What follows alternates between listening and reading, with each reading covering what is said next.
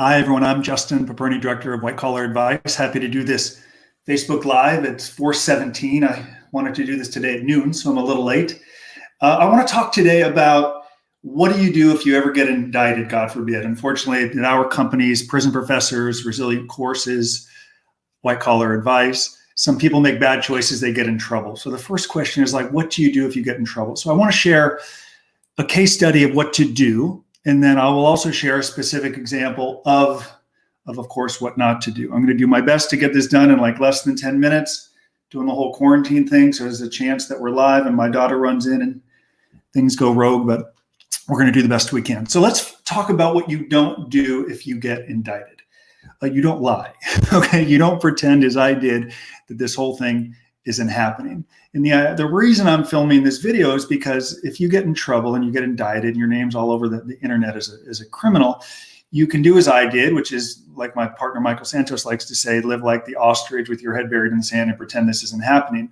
Or you can use it as an opportunity. So I'm going to talk about in a couple of minutes how our client used it as an opportunity and how things are going really in the right direction because of it. So when I got into trouble or got indicted and people called me, and why did they call me? They called after seeing my Department of Justice press release that, of course, made its way all over Google, which is just so devastating to read about the worst decision you ever made in your whole life, portrayed all over the internet for everyone to read. It's part of the consequence in why they do it. I recall asking my lawyer, Joel Athey, to ask the U.S. attorney to not issue the press release. And of course, they say, we have to issue the press release. It's a deterrence. If your client wasn't so concerned about press releases, he shouldn't have broken the law. So when people saw my LA Times and New York Times stuff and how horrific it was, some called me. And as I've said before, initially when they called, this is embarrassing to say, the first thing I did was like play dumb. Like, no, I don't have any idea what you're talking about. You got the wrong guy. That was embarrassing. That didn't go well. So I realized after a couple of those phone calls, I should probably try to change the messaging of what to do now that I'm in trouble. So then people would continue to call. Hey, dude, I read about you online. What happened? I haven't connected you with you for 8 years. I saw you on the cover of the LA Times. What happened? My second approach and what not to do when you get indicted is to blame and excuse others. Okay, so those calls went sort of like, it wasn't me, I'm the fall guy. It was UBS. It was my co-defendant. It was my co-conspirator. I didn't do anything wrong. I'm getting screwed here. Thanks for calling. And I'd hang up the phone. That didn't endear anyone into my network or to want to help me. So I was kind of ruining relationships. So the first thing you do when you get indicted is if it happened, own it, acknowledge it. Don't pretend it did not happen. Don't live with your head in the sand, because if you get indicted or get in trouble, your network is going to begin to just shred. People are going to run. People aren't going to want to be associated with you. So you've got to follow the only approach that you possibly can, which is a strategy that our team put in place earlier this month with a client in Florida. Now, we knew a Department of Justice press release was coming, and boy, was it going to be a big press release. And we knew it was going to portray him as a criminal and the worst decision he had ever made. And he was devastated knowing that it was coming. He said, what do you do? I can't talk about it. How do I respond to this? What do I say when people call me? I'm not even going to pick up the phone. I said, well, you can do that and do what I did, which is make matters worse. Or since you're going to get indicted, and since you're going to be on the cover of every newspaper, it's a very high profile case. And since it's going to be all over the internet, you can respond appropriately if you're going to get indicted. And this is what you should do. When people call, and since you've been indicted and you know you're going to plead guilty, it's imminent, you've got to first thank them for calling. You've got to let them know that we're in a pandemic and you are incredibly grateful that despite everything that may be going on in their own life, the quarantine, unemployment, they're taking the time to call you, to tell you that they're thinking about you, that they were sorry to read the news, that they're concerned about you. That's a wonderful opportunity, I told my client, as I tell all of you, if God forbid you get indicted, the first thing you need to do when people reach out to you is to say, thank you for calling. I'm incredibly grateful. Then be different from me and pretend this didn't happen or evade and blame others and say, if you pled guilty, even if you've been indicted, you know you're pleading guilty, say, I made some bad choices. In retrospect, I would do some things differently. And I'm incredibly grateful that you took the time to reach out to me. And rather than get into all of the details, just know that I want to do better and know that I'm going to work hard to ensure that this experience does not define the rest of my life. It's really the first thing that Michael Santos told me when I met him in prison. He said, hey, but is this 18 months on the inside going to define the rest of your life, or will it turn out to be a little blip? So the first thing that anyone should do if you get indicted and you have all of this horrific Department of Justice press coverage and you're all over the internet cast as an inveterate criminal, incapable of change, you can run and hide and blame others, as I initially did. Or when people reach out to you to say, well, I'm thinking of you, I'm sorry that this is happening, how can I help? You can nurture. You can nurture relationships. So I have a little URL down here called letterstojudge.com. You should go to that website. It's free, and you will get specific examples of how you can properly nurture a relationship if you've been indicted, if you've pled guilty, if you've gotten in trouble. Because what you don't want is to waste an opportunity. You don't want someone to call you and say, hey, dude, I read about you online. Like, what did you do?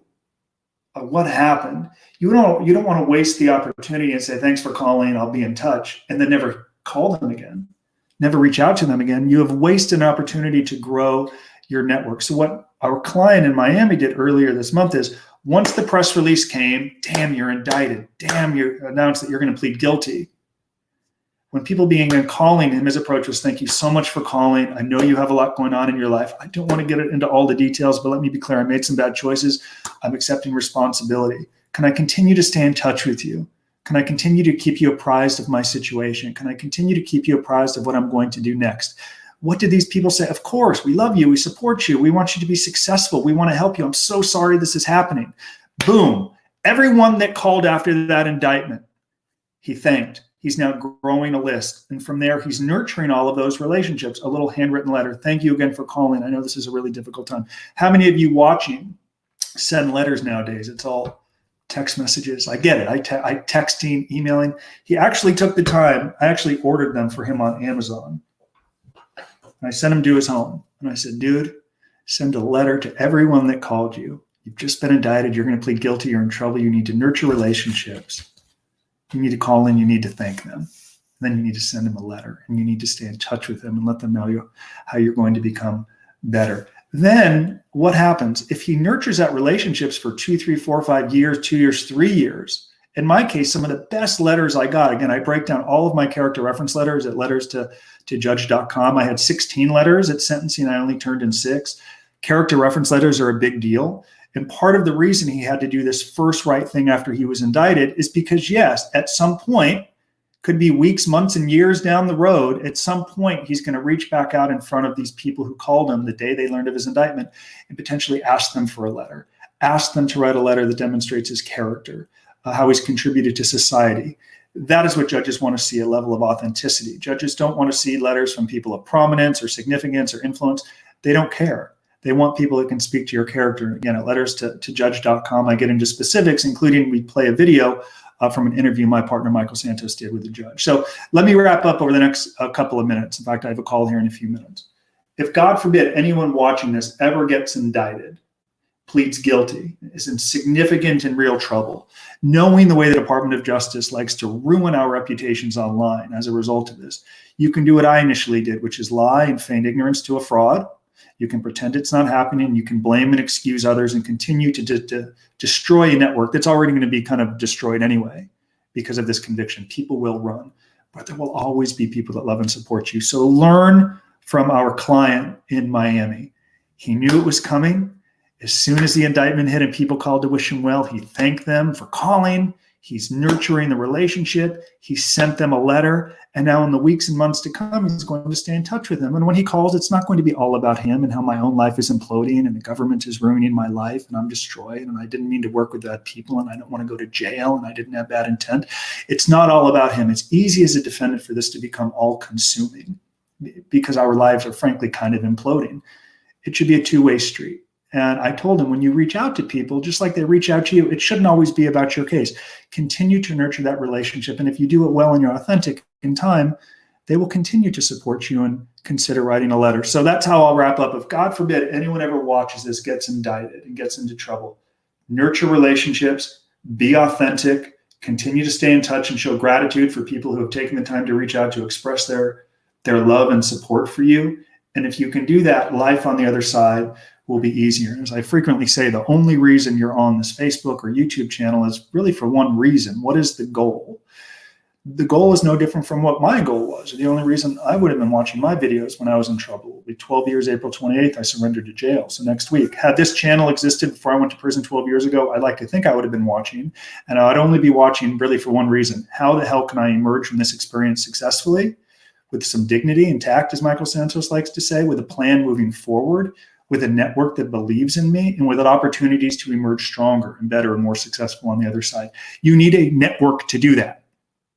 You need a network to do that. So if that DOJ press release comes out, you can do like I did initially and pretend it wasn't happening.